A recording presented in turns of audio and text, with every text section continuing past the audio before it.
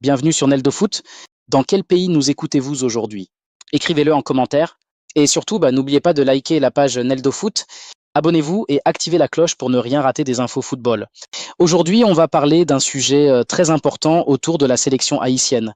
Un sujet qui commence à faire beaucoup de bruit chez les supporters, les analystes et les passionnés de football. Depuis quelque temps, une grande question circule. Est-ce que de nouveaux joueurs vont rejoindre la sélection? Est-ce que des changements importants arrivent dans la liste? Et surtout, quel profil le staff technique est en train d'observer?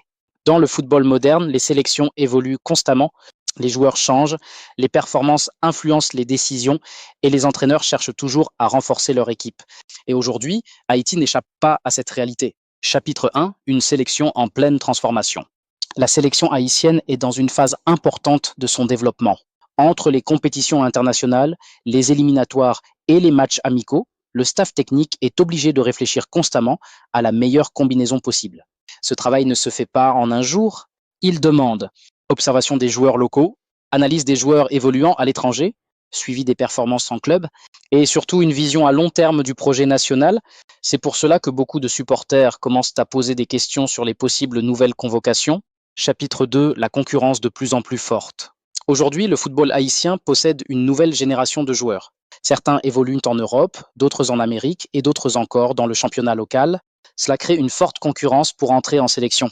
Chaque joueur doit maintenant performer régulièrement, être constant en club, montrer une bonne discipline et surtout convaincre le staff technique. Rien n'est donné facilement. La sélection devient de plus en plus compétitive. Chapitre 3, les noms qui font parler les supporters. Parmi les discussions des fans, deux noms reviennent souvent. Gorby, Hudson et Edouard. Ces joueurs sont souvent mentionnés dans les débats autour de la sélection haïtienne. Pourquoi? Parce que les supporters veulent voir une équipe plus forte, plus expérimentée et capable de rivaliser à un haut niveau. Mais attention, à ce jour, aucune confirmation officielle n'a été donnée concernant leur intégration. Tout reste au niveau des discussions et des analystes des fans. Chapitre 4, comment le staff fait ses choix? Dans une sélection nationale, les choix ne sont jamais faits au hasard. Le staff technique analyse plusieurs critères. La forme actuelle du joueur, son niveau en club, son adaptation tactique, son comportement et sa capacité à jouer en équipe nationale. Même un joueur talentueux peut ne pas être appelé s'il ne correspond pas au projet du moment. C'est pourquoi chaque sélection est différente. Chapitre 5, le rôle des joueurs à l'étranger. Aujourd'hui, beaucoup de joueurs haïtiens évoluent hors du pays. Cela représente une grande opportunité pour la sélection, car ces joueurs apportent de l'expérience internationale, un rythme plus élevé, une meilleure discipline tactique et une exposition à des championnats plus forts, mais cela demande aussi une coordination parfaite entre les joueurs locaux et ceux de l'étranger. Chapitre 6, la pression des supporters. Avec les réseaux sociaux, les supporters ont aujourd'hui une voix très forte. Ils commentent les listes, ils demandent certains joueurs, ils critiquent les décisions, ils proposent des idées, et c'est normal. Mais la réalité du football est différente. Le staff doit penser long terme, équilibre de l'équipe, résultats sportifs et cohérence du projet. Chapitre 7, une équipe en construction. La sélection haïtienne n'est pas figée, elle est en construction permanente. Chaque match apporte des enseignements, chaque joueur apporte une nouvelle option. Chaque performance peut changer une décision. C'est un processus continu et c'est ce qui rend le football intéressant. Chapitre 8, les attentes pour l'avenir.